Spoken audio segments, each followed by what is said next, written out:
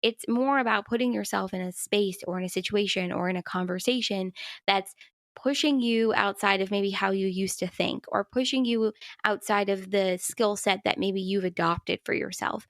Those kind of things. And I think that's really important. I think that's how we grow. I think that's how we change, how we shift, how we become more compassionate and empathetic. And there's so much goodness, I think, that can really come from that space of discomfort.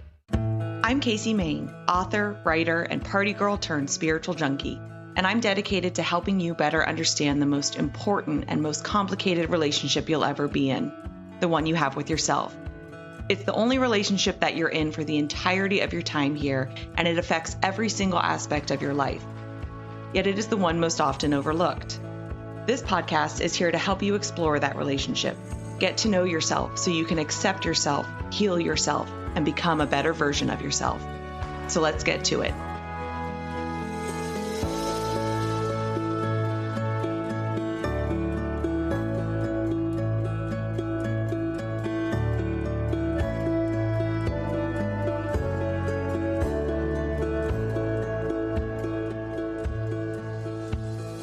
Hello, and welcome back to another episode of the Better You podcast. I am your host, Casey Main. As always, I just want to start out by thanking you so much for being here.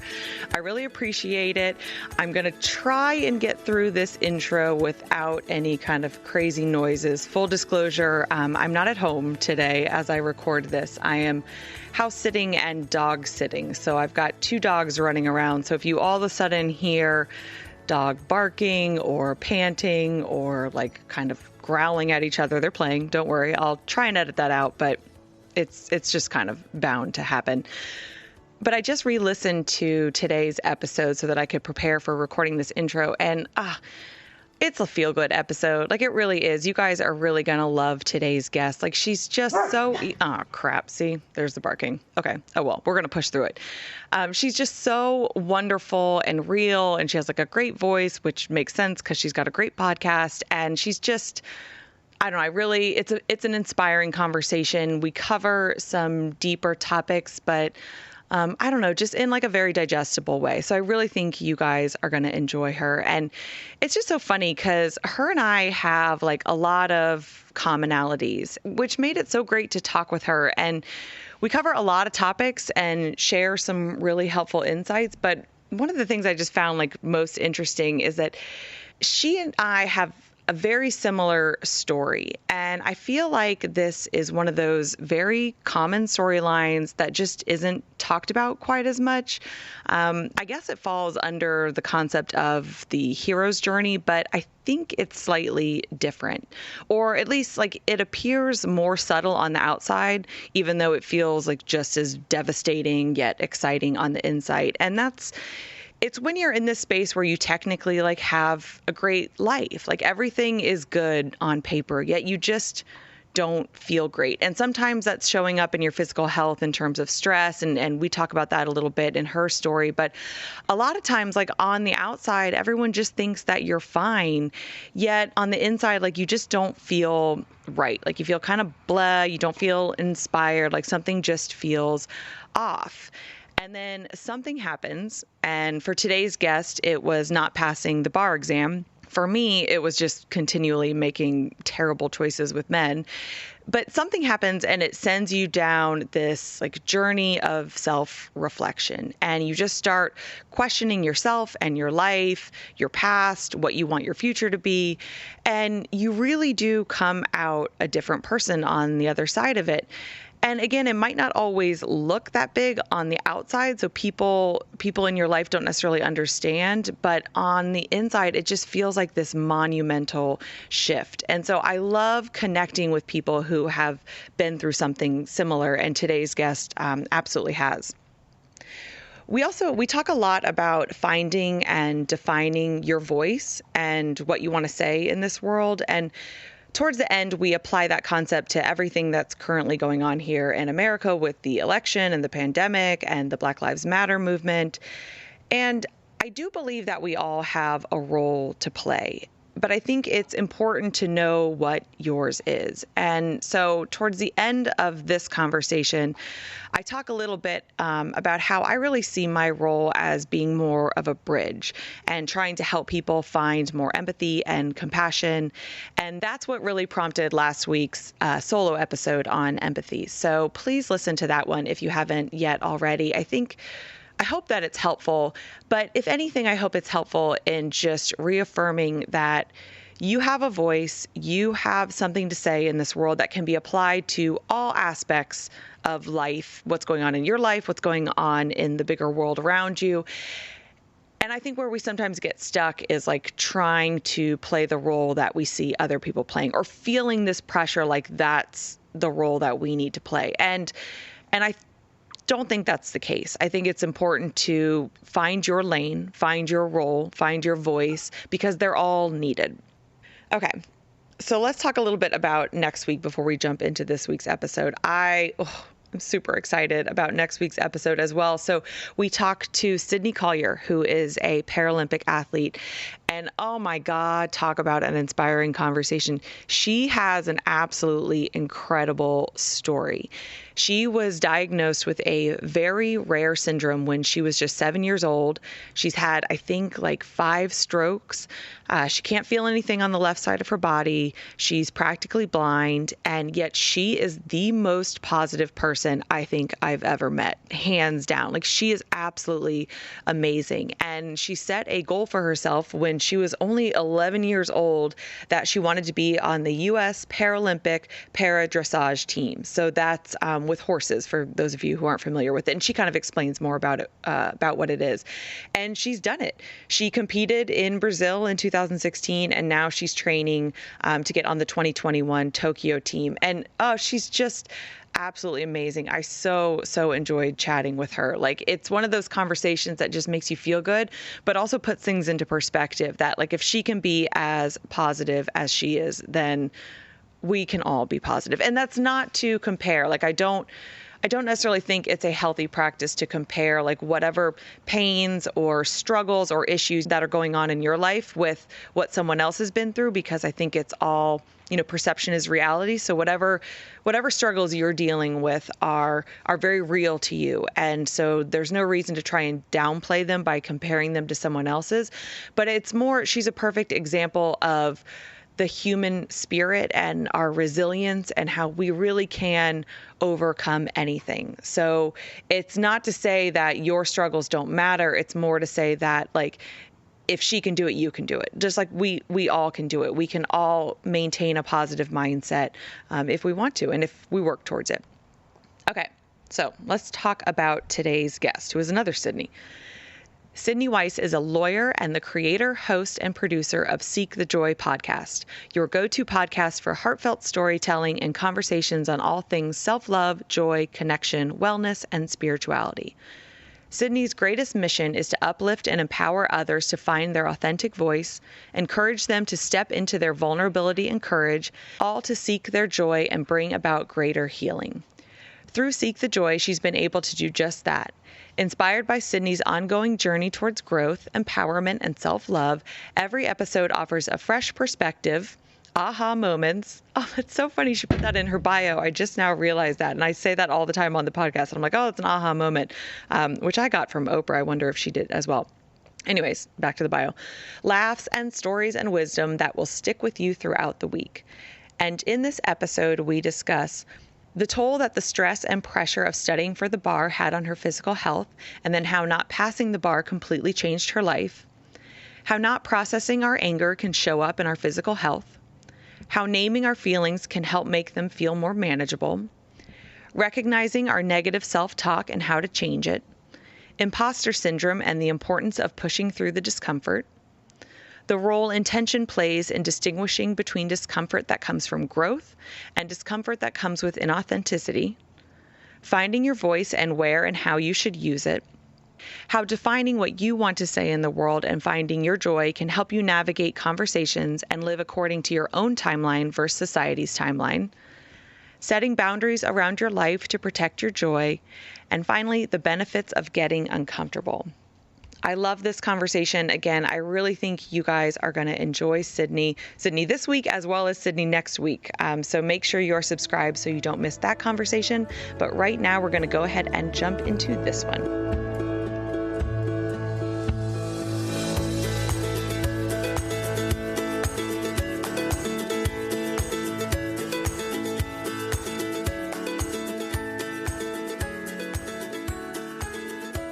So I want to start with just a little bit about you because I find it so fascinating, like the topic of your podcast, and then you're also just a lawyer by day. So I'm kind of curious of how that all came to be. So if you can just share a little bit of your personal story and kind of why you started your podcast. Yeah, well, first of all, thank you for having me. I'm really excited to sit down and talk to you because there's so many commonalities between both of our shows. But a little bit about me and my story. I Let's see. I started Seek the Joy podcast 3 years ago. It'll be 3 years on October 3rd. And I started the show after graduating from law school and not passing the California bar exam the first time. Mm. And when I was in law school, for all my whole life with education in general, I was always somebody that worked really hard, took school very seriously, but almost to a detriment to my own well being. I was someone that maybe studied too much or put too many hours in and didn't really understand the concept of like work life balance. It's something I still struggle with today. And so when I was about to graduate from law school, I had shingles about a month before at 25. And um, graduated from law school, sat and studied for the California bar exam, and it's like a 10-week, very intense studying period. And in that time, in a lot of ways, both my mental and my physical health really declined. So by the time I sat for the bar exam, it was 3 days at the time in California. It's now 2 days. By the third day, it was like I could barely drag myself to the testing center. And I knew I wasn't doing well, but you still show up because it's the third day of the exam. And fast forward a month later, I had appendicitis, had to have my Oh, appendix removed, geez. had a really hard time recovering from that for about 3 months. So then by the time November rolled around and I got my bar results back and it said, this name does not appear on the pass list, I was totally devastated because I based my entire self worth, who I was as a person, like my value, on external things. And that external thing was school. It was an exam. It was a grade. It was how I showed up in the world in that way. And so it was kind of my very low point, and I'm very grateful for it now that I look back, because I realized so much needed to change. So for the next 9 months or so, I really embarked on this journey, and it was sort of an unofficial journey because I didn't plan it. But I started to change the way I spoke to myself. My self-talk shifted. I started eating better, eating differently. I was taking care of my health and finding out what was going on with me probably for the first time in my whole life. And by the time I sat for the bar the second time in July of 2017, I was just a totally different person.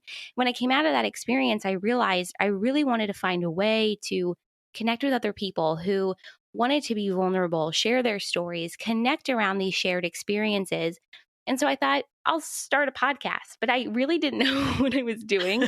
I went back recently and listened to some of the early episodes, and you sort of like cringe a little bit, but you also are like so proud of yourself for putting those episodes out there and doing something that was brand new.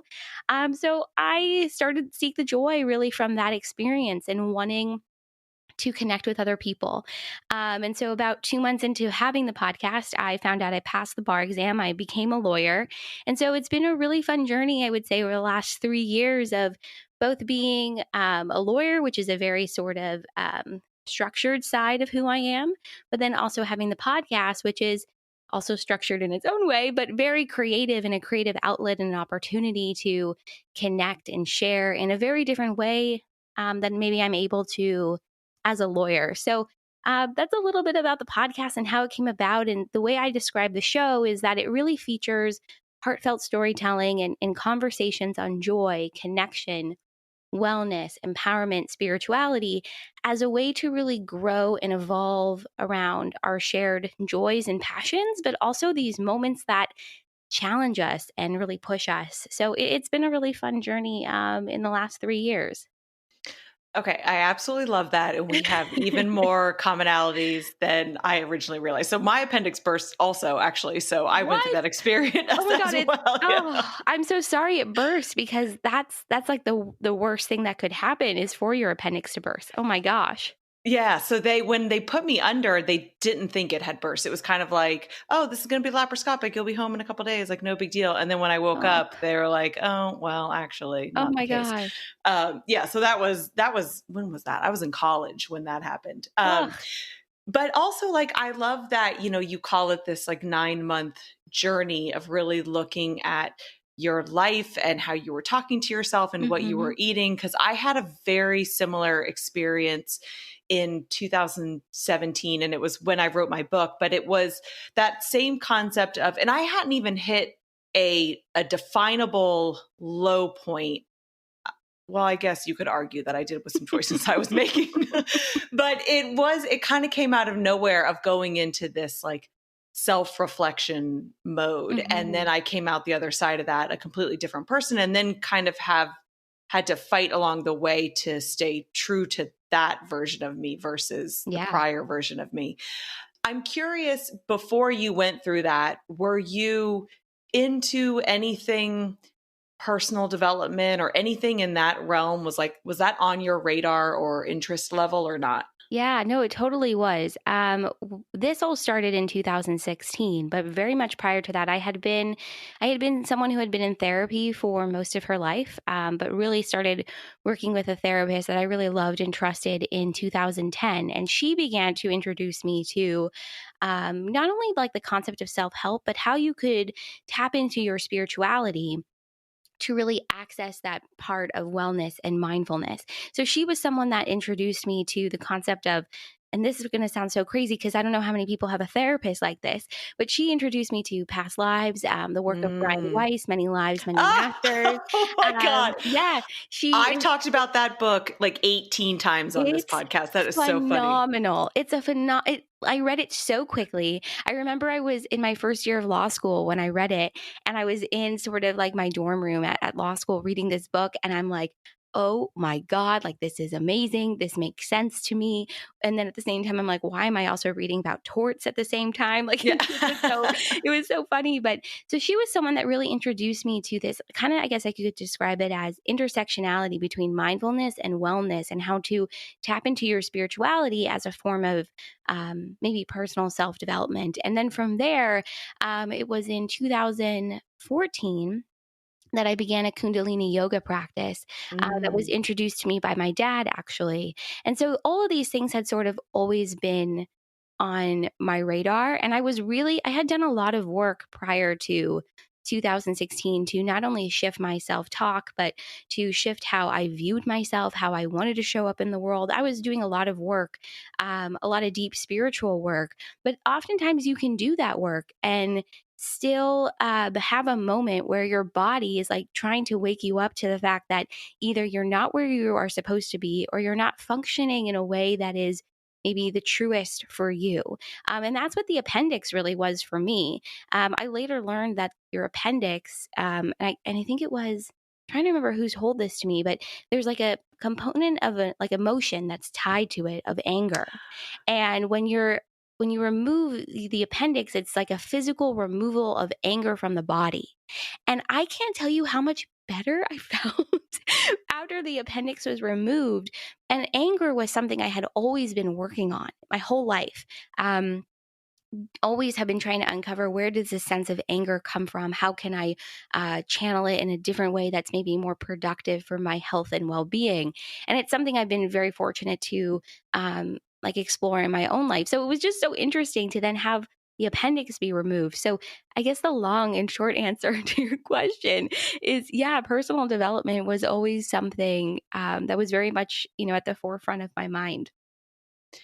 Okay, I find that fascinating. I had not heard that about the appendix before, but that's interesting. Hmm. Whereas with mine, I don't I think my issues with anger, and I've mentioned this before on the show as well, is that I'm not like in tune with it. So I'm Hmm. either repressing it, or I'd like to think I'm spiritually evolved enough to just be like letting it go and be above it. But I know Mhm. that's not the case. Like, I know I'm actually not in touch with it. So that's interesting. Can I ask, and you don't have to answer this if you don't want to, but why you were in therapy for most of your life? Like what initially led you in that direction? Yeah, sure. I don't mind talking about that. I am a very anxious person. I've been Mm, anxious for as long as I can remember. And when I started therapy, it was really as a way to uncover and understand that anxiety and then find ways to um, cope and deal with it in a way so I could still show up in the world. So it was like social anxiety, but then also just like downright anxious about anything and everything. And so that was really why I started therapy. I am a very I've learned this now at almost 30. I'm a very sensitive person. mhm, A lot of I think what we pick up as humans is sometimes our own and sometimes isn't. And if you're sensitive, I think you pick up a little bit on everything around you. My whole life, my mom has always told me, "You're such a sponge. You pick up on everything." And I really am. And so I needed help figuring out coping tools and mechanisms um, to deal with those feelings and to deal with those feelings of anxiety or worry or even at times sadness. And so it was just so beneficial for me to work with somebody who could help me understand what was my own and what was somebody else's, and then mhm. how to how to cope with it. So yeah, so that's really why I started therapy. How is your anxiety level now? I would say, it's very manageable. I have found ways to deal and cope, and I'm very good at sort of interrupting myself and saying, okay, is this, Mhm, where are we on a scale from 1 to 10? And how much of it is real and how much of it is feels bigger than maybe it is? I think all anxiety is real, but I think sometimes we can make it bigger for ourselves and make it feels bigger. So mhm. I've really worked hard on bringing things down to size. This pandemic has been a very interesting experiment for me in my own anxiety, in my own sense of how can I manage this time for myself? And it definitely has been challenging. Um, but it's a constant check in. It's a constant like managing it for myself, going on walks, pushing myself, to go to the grocery store, even when it didn't feel good right away. I've always been someone that just continues to push myself, even when it feels uncomfortable, because I know that's the best way to desensitize myself. So I'm doing pretty good, I would say, all things considered. Yeah, I think that's such a good point about, anxiety is real, but also maybe putting it into perspective because Yeah. I think we can just kind of get lost in it. And even that little check in moment, and we can get lost in like all kinds of thoughts. So that check in moment, like that pause and that awareness level of recognizing that you're lost in it, I think there's so much value even in that because it kind of Mhm. reminds you, all right, I'm not I am not this thing that I'm feeling and it is not bigger than me because like I see it, I'm aware of it. And I don't know, that's helped me as I, I didn't I didn't experience a lot of anxiety when I was younger, but I think now I experience it more. And so I've tried to get in this habit of just recognizing, be like, oh, look at that. And like that name it to tame it, Mhm. like that's anxiety. Like I feel anxiety right now. And that's always like helped a little bit. Yeah, putting a name to something has been very helpful for me, because if we don't name it, if we don't say it, it festers and it gets bigger. And I've always been fortunate enough that I've had people in my life who I can go to and talk to about, what's going on with me. And so, just you're right, just that ability to name it, it takes a lot of the pressure off and it brings it down to size. The more that I think Hmm. that we don't talk about these things, the more we don't talk about something maybe that's even just stressing us out, it just becomes bigger. So the opportunity to speak it, to journal it, it's huge. It makes a huge difference. I agree. And I think then that self-awareness is also key in how we talk to ourselves. So you've mentioned like doing a lot of work to really pay attention to how you're talking to yourself and I guess probably get that in a more positive place. Like Hmm. where did you start? Like how did you start to do that? Cuz I know this is something a lot of people struggle with, the negative self-talk, and I think sometimes we're not even aware when we're doing it. So like, how did you start to cultivate that awareness to even give yourself the opportunity to change it? Yeah, where I am today with my self-talk is like a total 180 from where I started. And where I started is probably around like 2009, 2010 when I was a freshman in college at that point. And it was really negative. It was really dark. It was, not feeling worthy. It was feeling out of place and telling myself that all the time. And that takes a huge toll. So where I started was very different from where I am now. But I remember one of the biggest things that I did to really begin to change that self talk, and it was really hard, by the way, like to do. Um, I looked in the mirror. It was an exercise that my therapist gave me, and it was to look in the mirror and really look at yourself in your eyes. And if you're someone who is really in a bad place with themselves, even that one practice of staring at yourself in the mirror can feel very challenging and almost, Hmm. painful. And so we started off by just staring at myself in the mirror. And it was a process of almost desensitizing myself to the story that I told myself about myself. And then from there it was incorporating affirmations. I am loved. I am worthy. I am safe. Anything that resonated in that moment. And I think it was at least a year to 2 year journey of just doing that practice. And then you start to shift the way you look at yourself, and you start to shift the way you see yourself. Um, Ultimately, what I did was I made the decision one day that I was no longer going to view myself as somebody who wasn't worthy. I was no longer going to view myself as less than. I was no longer going to speak to myself that way. It was just a decision I ultimately made about 2 years into therapy, into this practice. And it coincided very much so into graduating from college and getting ready to go to law school. And so I found that's a really good place to start, is that mirror practice. And then when you find yourself not speaking to yourself very kindly, which I think we can all do, especially in moments of stress or pressure, or if you're just doing something brand new, I continue to interrupt myself and say, hey, hold on. Let's not talk to ourselves that way. If I had a friend or a partner or a family member that spoke to me that way, there is no way I would tolerate it. So why tolerate it to myself? Hmm. So it's about interrupting it too. I find affirmations to be really positive and really helpful. And it's about believing. It really is. It's about believing what it is that you're telling yourself. I am worthy. I am enough. I am a rock star. I'm a badass. Whatever it is that resonates for you. And first, you don't even have to believe it at first. You can just practice, and then over time, I have found that you start to believe it a little bit more. It starts to feel more real. You start to really empower yourself in that moment. I have found, alongside with the affirmations, journaling has been very helpful. Talking to a friend or a family member that I know I can trust when I'm having those moments of I'm not feeling so good about myself or not feeling so good about a situation. That's been very helpful. I found too often we personalize a moment and we make it about Hmm. ourselves. And then when we personalize it, that translates into oftentimes negative self talk. And so sometimes I think it's also about seeing something, goes back to what you were saying about perspective, seeing something for what it is, detaching yourself from it, or not personalizing it, not making it about you.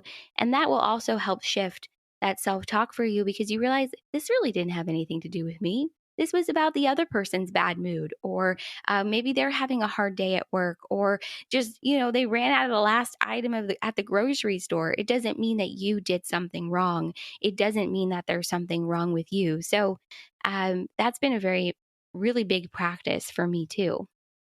Yeah, that's such a good point of the taking things personally that then like fuels the negative self-talk, because it's like we've convinced ourselves there's external proof of like these negative things that we tell ourselves. Like I just Mhm. finished reading the Four Agreements, and that's one of the agreements is to not take things personally. And I'm by no means like excelling at this, but it's something that's now much more in my awareness that Yeah. like I don't always catch myself doing it in the moment, but I will after the fact. And then I think I think that's what's helped me the most. Like when I started to shift my thinking from negative to more positive, it started with noticing when I said negative things out loud. And then afterwards, I would think to myself, oh, that was negative. And like Mhm. just doing that then allowed me to slowly shift to, I would notice something negative as I was saying it, and not necessarily about myself, just negative in general as I was saying it. And then I could usually maybe, shift it a little bit to be in a more positive light. And then eventually I got to where I could notice it like before it even happened, and like start to talk more positively. So for me, it started with just how I spoke in general. And then I was able to turn it like inside and how I spoke to myself. But that's something I still work on, as I'm sure Mhm. pretty much. I don't know if that's something we ever perfect. Yeah, I was gonna say, I think it's a lifelong journey. Like the same thing with self-love, the same thing with self-compassion. This is a lifelong journey. I think sometimes we think about it as like getting to a destination, but there really is no destination, and it's a continual practice. And you're right. I think sometimes we even say those negative things out loud, whether it's about us or a situation, and not to say we can't be negative, and not to say there isn't, a purpose for those moments of frustration. I certainly have them. But you're right, it is totally something you just continue to work on. Hmm. Okay. So what kind of lawyer are you? I am an entertainment lawyer. Oh, I work in the world of entertainment. okay. So when you started off into that world, you had already done like a lot of self work, but did you then battle any of that like imposter syndrome, like who am I to try and do this? Like I don't know what I'm doing type of self talk? Yeah, not so much with my work as a lawyer, but more so with the podcast. I've definitely Okay. had a lot of imposter syndrome moments. I think for me, especially because this is something I've picked up, along the way. It maybe wasn't something I went to school for or I was trained in. I'm completely taught, like most podcasters are, and I've been completely self taught in the world of media and digital media and promoting a podcast and reaching out to people and everything else in between. And I've definitely had moments where I'm getting ready to hit publish on a podcast and I'm like feeling so uncomfortable about it, and like feeling sort of like should I be doing this? Does that kind of like weird Mm-hmm. feeling, that definite imposter syndrome. So I definitely had those moments, and the biggest moment for me where I had that sense of imposter syndrome was when I was getting ready to release a guide to podcasting, and I had wrote it for almost a year. I worked on it for almost a year, and I was getting ready to publish it. It was last year, and I felt like, who am I to put this out there when I've only been doing this for 2 years? I'm not an expert. That was like the things I was telling myself. I'm not an expert. Like, what am I doing? Who do I think I am? And I literally looked at like myself in that moment, and I said, who do you think you are? You're someone that started a podcast because you were super excited about it. You've learned a lot along the way. You've compiled it in an easy, readable, digestible resource for people. Hit publish, Sydney, because you're really proud of it and you're really excited. And I think sometimes that sense of imposter syndrome also is like we tie our worth to the outcome. So I was also Mm-hmm. worried about like, how is it going to be received, and would anybody purchase it, and what would people think about it? And I literally ended up just saying, screw screw how it's received, because that's not important. What's important is how it made me feel to work on it, and how it made me feel to share it. So again, I had to like shift my perspective um, in that moment, and I ended up publishing the guide, and anyone who has ever downloaded it has had nothing but really nice and kind things to say about it, and have used it in creating and sharing their own podcast. But that was probably like the biggest imposter syndrome moment that I can think of, like in the last 3 years, for sure. Yeah, like it is. I think we do the like, who am I to do this? Kind of like, okay, I don't have the experience, or I don't have the expertise, or I haven't been Hmm. like doing it long enough. And we take all those reasons and tell ourselves like that they're legit reasons to not do something, or that something isn't good. And that's definitely something I struggle with too. Like, was it just a matter of like pushing through and being like, F it, I'm doing it anyways? Or did you kind of have to like talk yourself into it? Like, how did you overcome that? Or how do you overcome those types of feelings? Yeah. Yeah. For me, it's always been just doing the thing anyway. So feeling uncomfortable, recognizing the discomfort, and then saying, I'm going to do it anyway. Mm-hmm. Sometimes I just do it right away. And other times I've had moments where I kind of like belabor over it. I take my time. I keep staring at it. And then ultimately it's like, okay, I'm just going to do it. I'm going to hit submit. I'm going to hit play. I'm going to hit publish, like whatever it is. Um, and then there's that feeling of discomfort after you do the thing too. And then it's about Oh, sitting yeah. with that feeling and going, okay, I'm feeling uncomfortable because this is brand new, because I've never done it before, because I'm worried about someone else's, what they're going to think, or whatever emotion or thought or process is going through your head. And just kind of accepting it and hearing it for what it is. If you're having like a big intuitive moment of, oh my God, I actually should not have done this, and it's like very different than that discomfort I'm describing, then by all means, like take it down, or, wait, or trust yourself. I think in that moment, I think that's really huge. But for me, yeah, it's always been just do the thing anyway. Whether it's right away or I wait a week, it's always just been about just do it, Sydney. Just hit submit, just push publish. Yeah, what's helped me a lot is asking myself, okay, why do you want to put this out into the world? Whether it is a Mhm. podcast episode or something I've written or anything. And I try and bring it back to like my intention. And if my intention is in a good place of, I want to help people, or I want to get people thinking, or I want to, you know, be authentic and share myself in an authentic way. Like if it's a good answer, then I am able to convince myself, okay, just do it. And, then let go Mhm. of the results. Like I think it was, Elizabeth Gilbert in her book, Big Magic, had this great quote about, we're in charge, like we're each in charge of the creation of something. And then like the results are not like that's not our domain. So just like let it go. Like they're going to be what Mhm. they're going to be, like people's reactions and everything. So I always try and bring it back to why am I doing this, which is then an exercise in being like super honest with yourself, and is difficult, I think, in the digital space because and I know you know this with like the digital marketing and trying to promote a show, like there's some stuff you've got to do to try and like quote unquote play the game, but sometimes like doesn't feel super authentic. And so I struggle a lot with trying to remain in a place of authenticity, yet also, really trying to like get the word out about what I'm Mhm. doing, but doing it in like a way that feels right to me. Yeah, I think that's a really good point, that piece about authenticity. And I think I've certainly thought quite a lot about that, especially when it comes to marketing or putting a show out there. And I've had to play around with this sense of, is it because it doesn't feel authentic to me, or is it because it's requiring me to put myself out there in a way that maybe I Ooh. haven't before? And Mm-hmm. the answer has always been the second one of, I just haven't done this before. I'm usually somebody who typically has hung out in the background, who's kind of behind the scenes as opposed to in front of the camera, so to speak, which is perfect why I have a podcast, because it's audio, right? Yeah. It's not visual.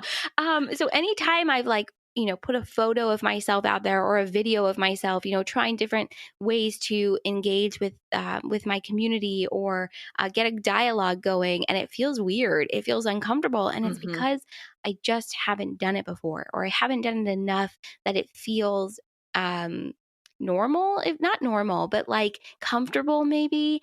um I'm just somebody who has to do things quite a few times. Like the role of repetition in my life is huge. I've got to do it a couple of times to feel really comfortable and really good about it. So I've had to check in with myself. Is it because it doesn't feel authentic, or is it because I just haven't done it before?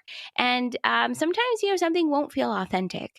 It'll feel forced. It'll feel like it's not true to my voice, or to um, what feels good for me or the show. And I think that's really important to listen to, and pay attention to. But yeah, it's definitely a process of like checking in with yourself.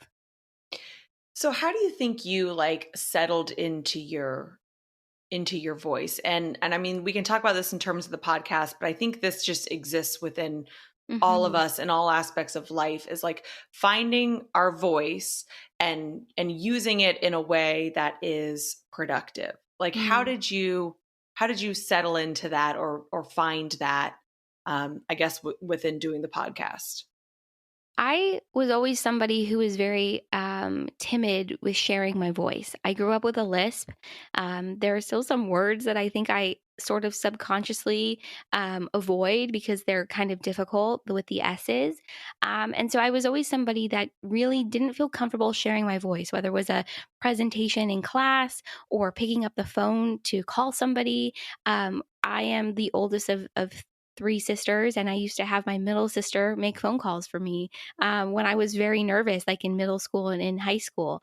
And so for me, it's been a lifelong journey of coming into my voice, really honoring my voice. And then on top of that, celebrating my voice. And for me, the podcast has been such a beautiful exercise in that space of not only acknowledging, honoring, and then celebrating. For me, it really has been um, getting over any fear or any insecurity that I had and realizing that it was kind of all in my head a little bit. I had situations and moments when I was a kid where actually people um, made fun of my voice.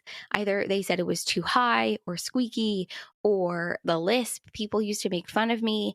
And that really stuck with me, which obviously impacted why I didn't want to make calls or do a presentation and do all of these things. But when I finally decided to start the podcast, I remember listening to my voice on the recording for the first time. And it was really weird. Like I Mhm. didn't hear my voice the way that I thought I would. Of course, it was like a little uncomfortable because I had never really heard my voice on a recording before, but I actually really had a lot of reverence for what I heard, a lot of reverence for my voice, for what I was saying, and I realized I got to get over this because I want to do this. I want to share. I want to get on a microphone. I want to have conversations.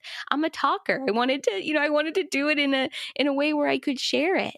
And in the last 3 years, I've noticed a shift in my voice. I think I've settled into myself a little bit more. There's not that sense of insecurity anymore, and it comes from practice, from repetition, which I think is going to be a big theme of this podcast because it keeps coming up in everything we're talking about. And that's really how I just started to settle in to my voice, the actual physical part of my voice. But I think there's an emotional component to our voice as well, which is what we choose to say, what we choose to share, and what we sort of lend our voice to. And for me, it's always been important to not only explore topics on the show that I think are interesting and I enjoy learning about, but also topics that might be challenging, that might be pushing the envelope in terms of my understanding, and having those dialogues and those conversations where maybe different viewpoints are shared, so that we can get a better understanding of and more of a well-rounded picture of where somebody is coming from, and that's always been very important for me with the podcast and um, sharing, sharing my voice in that way too. But I think it has definitely been that process of like acknowledging it, honoring it, and then celebrating it. I don't think we celebrate ourselves enough. We don't celebrate that process of sharing our voice. And in part of that celebration too, and part of that honoring I have found is recognizing that we all really have a story to share and we all really have a voice that's meant to be heard. I think as a society, we have given such a platform to celebrities or people Mhm. of notoriety. And I don't think there's really anything wrong with that. I think there are definitely people, and it's important for different voices to be heard, but I also think it's important for everyone's voice to be heard. So we shouldn't be hearing one voice in the wellness space. We shouldn't be hearing one voice in spiritual communities, in politics, in fitness. I mean, I could go on and on. There should be a wide, diverse array of voices who are sharing their perspectives and their opinions. And if we don't agree with it, that's okay. I think that's where Mhm. that sort of respectful dialogue comes in. But what has been important for me on the podcast over the last 3 years is to really celebrate different voices and really celebrate different experiences. I am one person. I do the whole show by myself, and from editing to recording to coordinating the whole thing. And so I can't feature as many people maybe as I would like to every week. And so I've found other avenues to make sure those stories are shared. And so I have a blog on my website that features two incredible people every week. I have a podcast episode called The Power of Storytelling, where people share a 10 to 15-minute audio clip sharing who they are, their story, an accomplishment, a moment of celebration. And I've been doing that series for almost 2.5 years. But it's actually become its own podcast because I'm retiring the series on the show and it's moving into its own podcast called Stories of Inspiring Joy. And I've just always wanted to find ways to share our voices, to share our stories. And the more that we can tell ourselves that our voice matters, because it does, and the more that we can tell ourselves that our story matters because it does, I think it will shift the dialogue. It will shift the dynamics of who we see and what we see as kind of speaking and sharing experiences. That was like a very long answer, but No, I I think it's love it. There's important. like there's like 87 million directions I want to go to unpack that. But I think that it's just the whole finding your voice. It's one of those things that's talked about a lot, but I think it's like a really deep, multi-layered Hmm. thing. And so in order to, because there's a lot of talk about like how you show up in the world, but I think we also need to be looking at like what do you want to say in the Hmm. world? And that ties into like bigger picture concepts of who are you and where do you think you bring the most value. And I think we kind of have to spend some time thinking about that and like defining that within ourselves before we can ever get to a point where we're accepting it and reduce the negative self-talk and like celebrating it.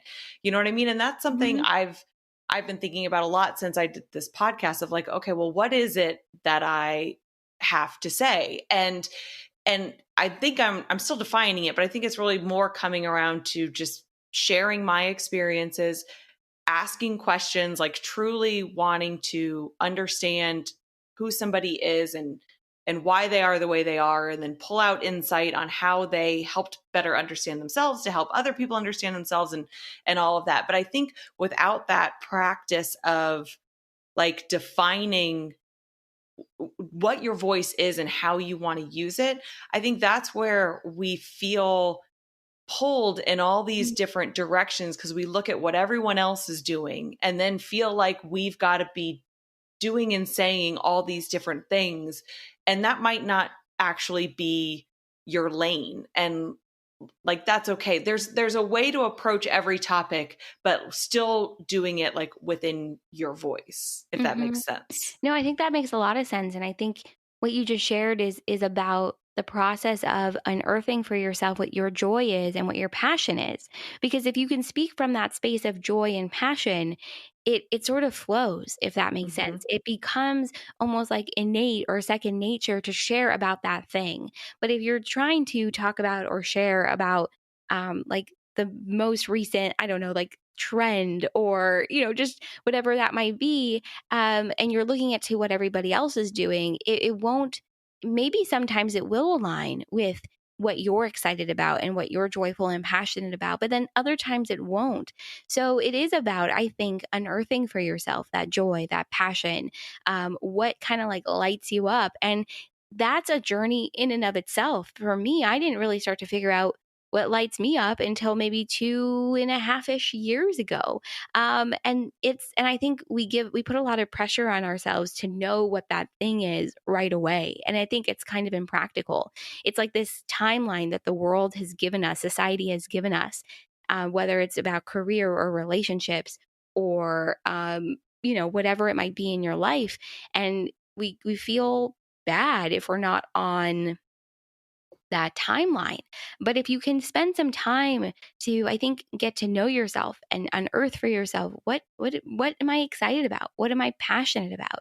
From there, you start to hone in on those things, and then you kind of can tap into your voice that way too, and lend your voice to those passions and to those joys. And something that has been so helpful for me in unearthing that is spending time getting to know myself and thinking about what did I like to do as a kid?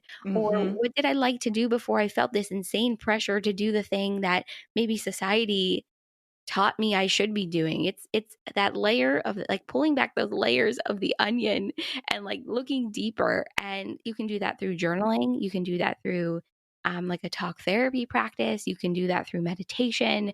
I have found yoga to be very instrumental in that practice as well.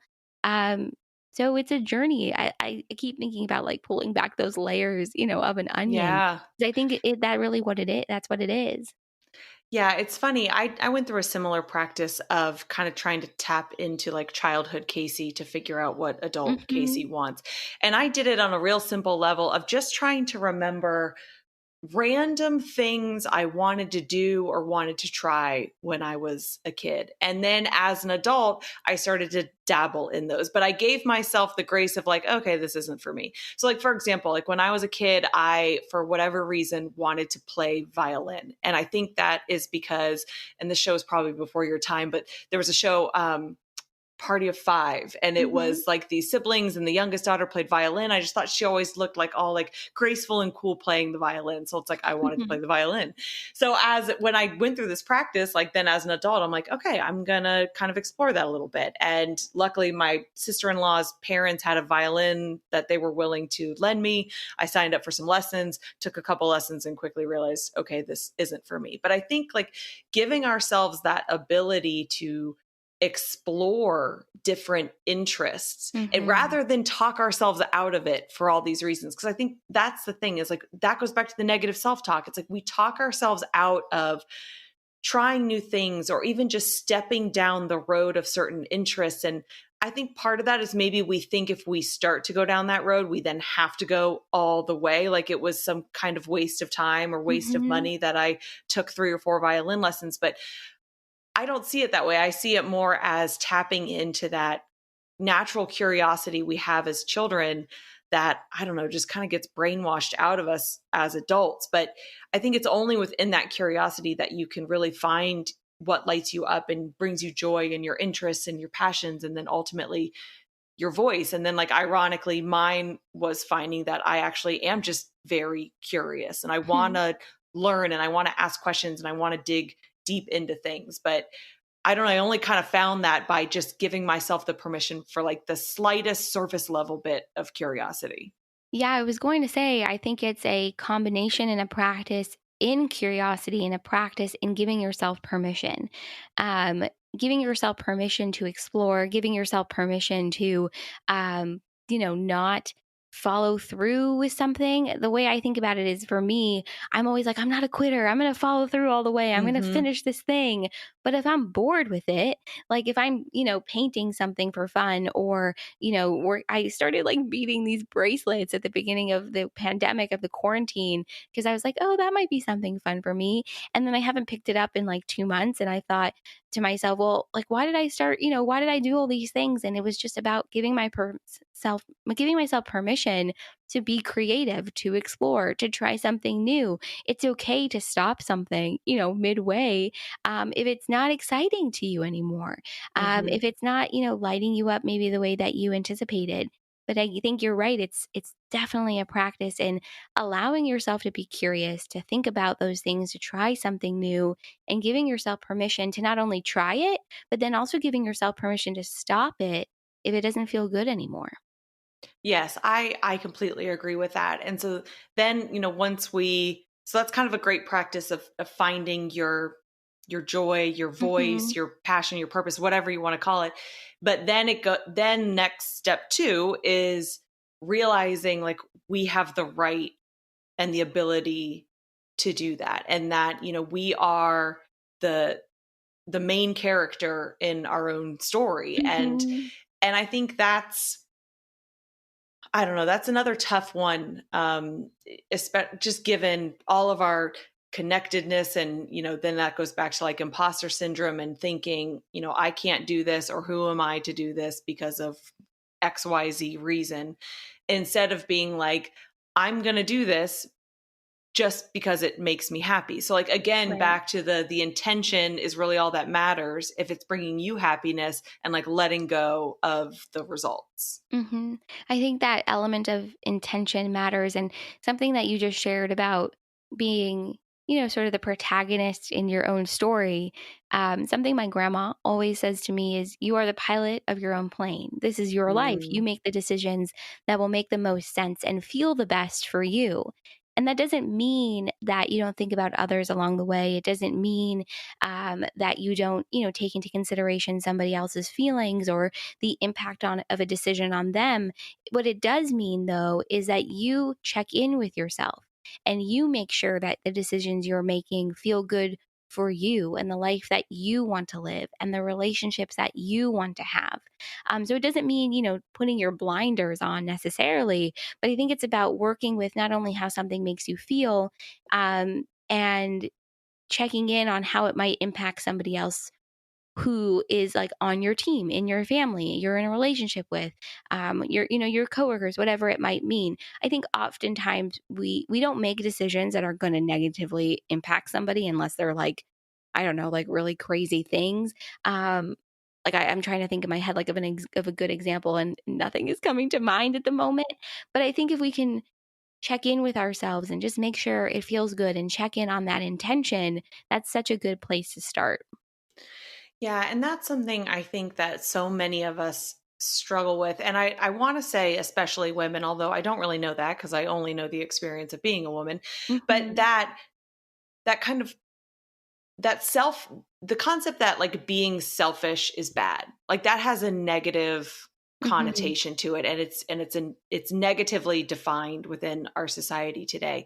But I always think about the airplane thing. When you're on an airplane and if the oxygen masks come down, like Mm-hmm. they flat out say like put your mask on first, like even before a baby. Like you have to take care of yourself first so that you can show up better in like every other relationship of your life. And I think, I don't know, we just either we've lost touch with that or we've been taught otherwise, or that just wasn't like a main thing that we heard growing up. And so now I think a lot of us look at this as like, okay, well, that's like we don't have time for like the me time or to do the stuff that matters for me because I've got to give and give and give and give. Or if I do this or say no to Mm. going to this person's event or doing whatever, then that goes back to taking things personally, they're gonna be disappointed in me or whatever. So it's like this multi-layered, difficult thing to just to do what you just said, like check in with yourself and do what feels right to you while still being respectful of others. Because I think we will be, because there's a way to do it. Like there's a way to set your Definitely. boundaries around your life that's in a respectful manner to others. And um, I think it's hard to do. And I think that's not something we really have been taught to do. I was going to say that what you were just describing is definitely an exercise in boundaries, because often being selfish or being selfless has a lot to do with boundaries. So, how do you want your relationships to be? How are you setting those boundaries? For me, what's been very interesting about the pandemic is I've had to assert my boundaries so many times in ways I never thought I would. And every single time it's made me uncomfortable. I had somebody who wanted to, like a month ago, meet for coffee. And I had to say, which is my truth, which is I'm not seeing anybody outside of my family still. But I would be more than happy to meet you over Zoom for a coffee. And I felt Hmm. really uncomfortable about saying that because I know there are, varying degrees of, some people are more out in the world right now than others. People have different opinions about the pandemic and how to, best practices. And so for me, I was so worried. I waited like 6 hours to respond because I was so, no joke, because I was so worried about how the person on the other end would react or interpret what I was saying. Because I really haven't had to assert my boundaries too often quite yet with this pandemic because for the most part, a lot of people are doing very similar things to me. And I've had a lot of like FaceTime conversations and Zoom conversations with friends and coworkers and etc. Um, but you're right. I think as women, and you're right, I can only speak to the experience of a woman as well. But I think as women, we're taught to be caring and caretakers. And whether that's in a workplace or at home. And we constantly, I think about others in the decisions that we make. The other plays a big role in how maybe we want to be in the world or how we exist. Maybe we think about it, maybe we're aware of it, maybe we don't. Um, and I think it's about incorporating that sense of boundaries in being caring, in being a caretaker, in that sort of maternal instinct that I think so many women, have. And it really is about carving out time for yourself, asserting a boundary for yourself, saying what you are and you aren't comfortable with. But you're right, that's not always easy. So I think it's about practicing it. I think it's about, starting with a boundary that um, feels good to you to start with. So that might be like the example I gave of just saying, this is not something I'm comfortable with at this time, or giving an alternative, or just saying, that's not something I can do right now. And just telling yourself, I'm going to be okay with the outcome and with the response, even if it makes me cringe, even if I'm totally uncomfortable with it, because you're taking care of yourself in a loving and a kind way. And how the other person interprets that boundary has a lot to do, I think, with them Hmm. and less so much about you. So I always wish there was like, even in my own life, I wish there was like a catch all, like you snap your fingers and, this shifts or that changes. But I have really found that you just have to keep practicing that boundary and keep asserting it. And the other thing is your boundaries will change.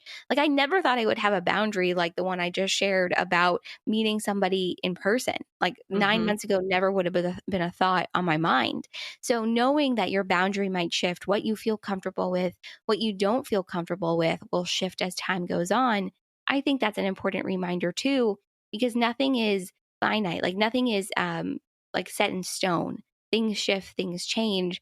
And I found that that's very important to remember too. I think it's like our brains want an answer for something Hmm. or like a decision that then lives statically forever. So I think like the concept of boundaries and like what you used to be okay with but what you're not okay with now, like telling your brain, okay, no, this has changed.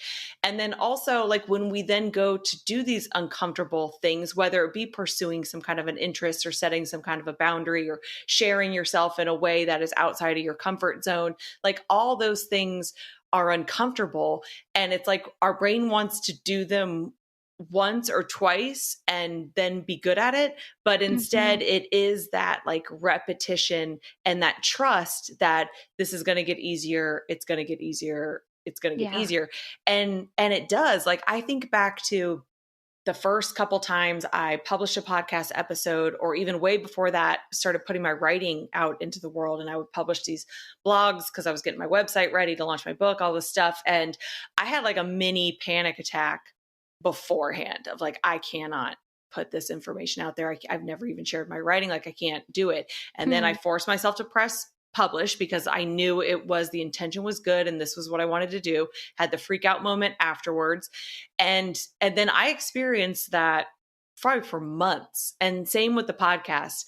And now I'm at a point where it's like, oh, I don't care. I'm able to just put it all Hmm. out there. And then now my work lives more in the not caring what other people think. Like if I Hmm. get negative feedback and realizing, just like you said, I agree 100%, it has to do with the other person, like more than it has to do with you or whatever you've said or done or written or Yeah. whatever. So it's like, I don't know. I think our brains work against us in a lot of this self work because it wants the easy end all be all answer and to do Hmm. something once and be good at it. Like it only wants to do what we're good at already. It hates the discomfort that comes with change and progress and growth. It's almost like we expect to be an expert right away.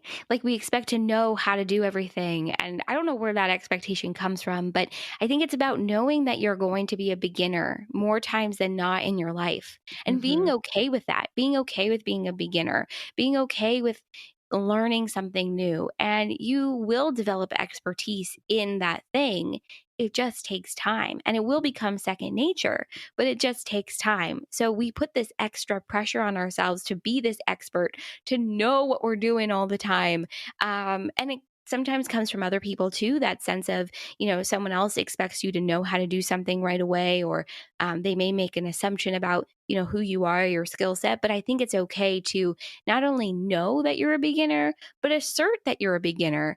Tell yourself or tell somebody else, hey, I've never done this before. Give me a beat to sort of figure it out. Or do you have any best, practices or advice or tools or tips for me as I'm getting started? I think it's about knowing it's okay to be a beginner and knowing it's also okay to ask for help when you need it. I agree. And also like enjoying that beginner phase. Like that, while it can be super uncomfortable, that's like, you're in like learning mode. You're in growth mode when you're in that beginning period because Totally. growth is uncomfortable. And so that's what I try and constantly remind myself when things are uncomfortable. It's like, okay, but that means like I'm doing it. Like I'm growing. I'm not Yeah. staying like status quo, which is just easier. Yeah, feeling uncomfortable is a really good guidepost, a really good sign to knowing that you're doing something differently that's pushing you outside of your comfort zone. That's pushing you outside of what you've known, pushing you outside of this, like yeah, that comfort zone bubble that I think so many of us live in. The more uncomfortable you can get, the more you'll grow. And I'm not talking about like putting yourself in a dangerous or unsafe situation. It's more about putting yourself in a space or in a situation or in a conversation that's pushing you outside of maybe how you used to think, or pushing you outside of the skill set that maybe you've adopted for yourself, or those kind of things. And I think that's really important. I think that's how we grow. I think that's how we change, how we shift, how we become more compassionate and empathetic. And there's so much goodness I think that can really come from that space of discomfort. I completely agree. Okay, I want to close out with kind of going back to something we briefly touched on in that like we are the like protagonist of our own Mhm. life, like we're the pilot of our own plane, and I think while we might know that on some level that like we have our own narrative that we're here to live, especially right now with everything going on in the world. So we're coming up on an election cycle. We're in the middle of a pandemic. We're in the middle of a huge social justice movement. Like there's a lot going on. There's a lot of other Yeah. very big, very powerful, very important narratives happening. So like what is your advice for kind of finding a balance between recognizing like you don't want to lose yourself in those other narratives because they aren't necessarily yours. So like how do we stay true to ourselves, our voice, our narrative, our story, especially amongst like all of these big loud other narratives where everyone just expects you to be or to say Mhm. something or to have a very strong opinion or whatever it may be. Yeah, I think that's a really good question. And I think definitely very timely. I have found for me, what's been really important is taking time to recognize everything that's going on around me. So I'm a white Jewish woman. I don't know what it means to be Black in America. I don't know what it means to really deal with systemic racism. And so I don't know what those experiences are like, and I could never speak to it, but I can speak to what my personal experience is. And so for me, it's been really important to take time to sit in spaces and learn and Hmm. hear what is going on. And from that space, think about what role I want to play in shifting those dynamics, in shifting those conversations and narratives. And that's been so important for me, I would say, in the last 6 months or so with my podcast, is really ensuring that the conversations that we have are, yes, fun and interesting, but also timely.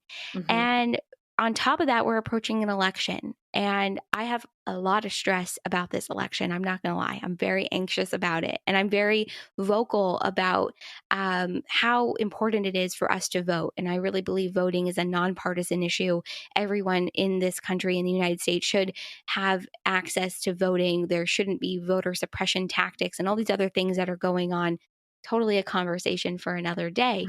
But it's about recognizing what is actually going on in the world and thinking about the role that you want to play in it.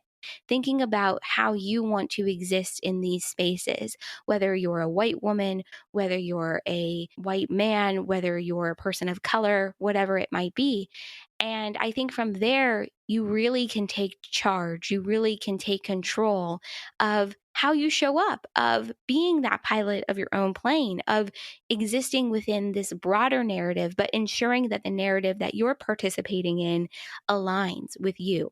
That's authentic, to you. I think it's a practice. I think it's about immersing yourself in the learning. It's immersing yourself in the experiences of somebody else, because I think often we can be pretty sheltered. We can be really in our sort of our own bubble. As a Jewish woman, I in the last year, I've been very vocal about anti-Semitism, and I've been very vocal about the role it has played not only in my life, but in my family's life and in my larger community's life.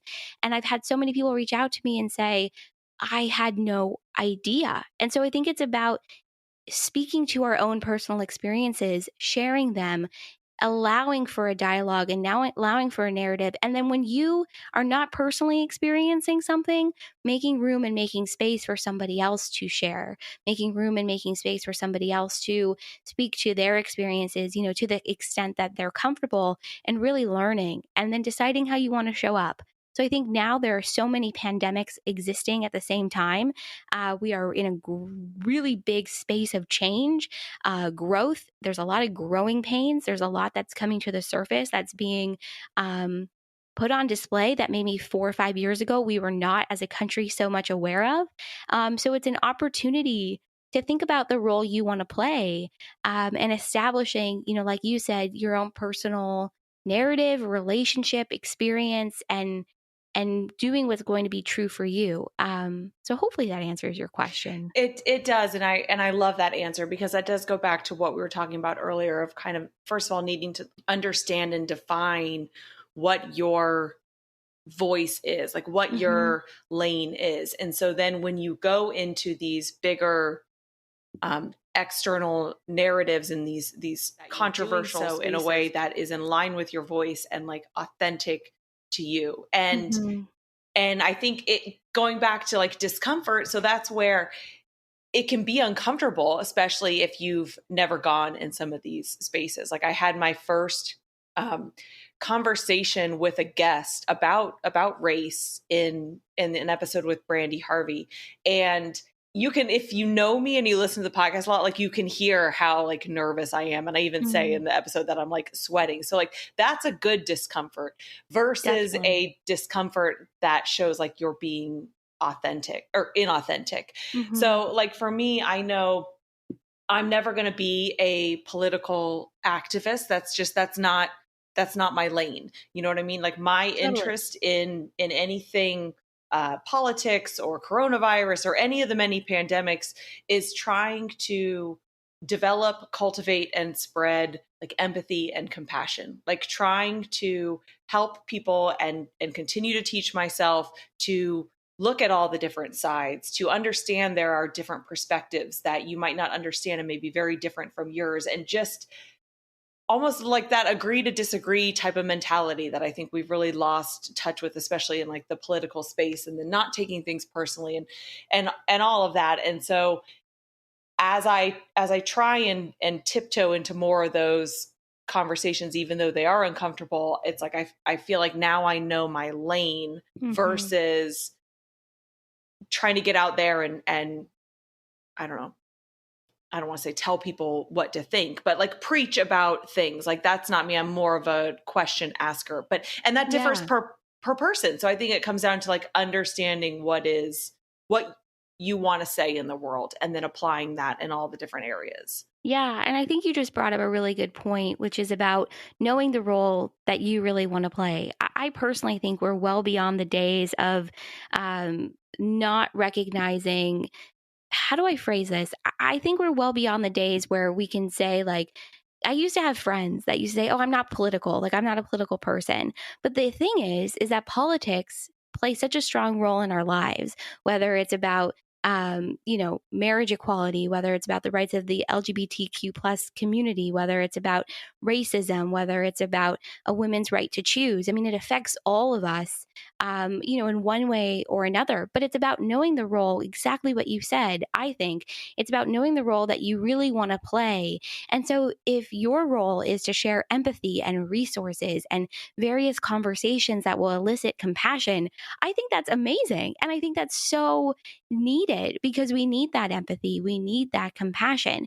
Or if you're somebody who, wants to use their Instagram stories or their platform as a space to share resources of, making sure your mail-in ballot, gets there and the mistakes you could make. And I think that's amazing too. I think it's about bringing your own personal style, right? Your own Mm-hmm. personal interest, your own personal sense of advocacy, because advocacy is more than just, politics. It's more than just, speaking up in those spaces. Advocacy is also speaking up for what feels good and true and authentic for you. Advocacy can be sharing compassion. It can be eliciting compassion and empathy. It can be bringing people of various, ideologies and cultures and backgrounds together. We all are advocating in our own personal spaces, I think, without even realizing it. Just a Mm-hmm. conversation with a friend, about how you're feeling, that's a sense of advocacy. How, what's going on in the world is making you feel, what you would like to see changed, or how it, you have these new questions. I think all of that is advocacy, but knowing how you want to show up is so important, and not feeling that pressure to do more than that what makes you comfortable. Mm-hmm. I have friends that don't want to post on Instagram, who don't want to post on Twitter, who would much rather have a conversation one-on-one about, their thoughts or concerns or feelings or ways they want to get involved in the world, whether it's on the political stage or whether it's about their personal relationships or something that's going on at work. And that's okay too. I think we often feel like we've got to post. Like the only way to show you're involved is by posting. And Yeah. I don't think that's true either. I think there are so many conversations happening in the background, so many opportunities for advocacy and compassion and awareness, that go far, far beyond, that social media, that digital media. So I think you're totally right. I think it's about knowing the way in which you want to show up, but also knowing that we all play, I think, a very strong role in shaping the world that we want to live in. We all play such a strong role in the kind of country we want to live in, especially right now in the United States. And so I think it's a blend of all of that. Yeah, and I think that even if you're somebody who says, I have zero interest in politics, I don't consume any information on it, you're still going to come across conversations about it. Like you're still Totally. interacting Yeah. with the subject. So there's just constant opportunities. And I love that you say, like, it doesn't have to be on social media. Like that is not the only place conversations are taking Hmm. place. It doesn't have Hmm. to be on a podcast.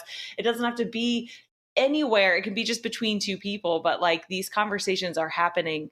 And so I think that's where it's important to know ahead of time before you go into them, like what your voice is, not necessarily what your stance, but what your voice is, so Yeah. that you're able to navigate it in a less stressful way, I guess. Yeah, Um, and not feel that sense of pressure and not feel that sense of stress. And you're right, there's a big difference between your ideological position and your voice. But I think your voice will lend itself to it and vice versa. And if you can think about it that way, I think you're right. It takes a lot of the pressure off and maybe, makes it a little less stressful and full yes, of pressure, to show up here's hoping in a more way. joy. More Hopefully joy. more Exactly. joy. Yeah. Awesome. I can't thank you enough for coming on. Oh, I love your podcast. I love your work. Tell everybody where they can find you, follow you, listen to the podcast, all of that yeah. stuff. Well, first of all, thank you so much for having me. I'm so excited that we sat down, and there's so many commonalities and similarities with our show. And so this has been such a fun way for me to start my day. Yay. You can find Seek the Joy podcast wherever it is that you listen to podcasts by just typing in Seek the Joy. We're at seekthejoypodcast.com and at Seek the Joy podcast, on every social media website that you can think of.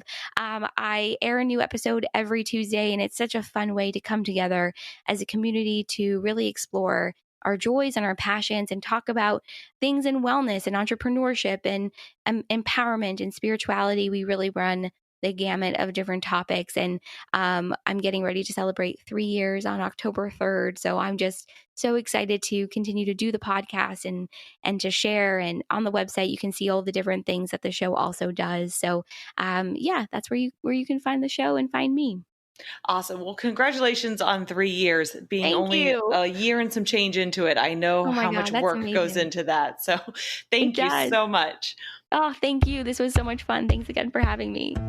All right, that is it for this week. Thank you again so much for listening. If you enjoyed this episode or have been enjoying the show, then please take a moment to leave a rating and write a short review on whatever podcast platform you are listening on, if it takes ratings and reviews. That helps a lot to grow the show and find new listeners, and it means a lot to me. So thank you in advance for taking just like 2 seconds, give a rating and write a short review.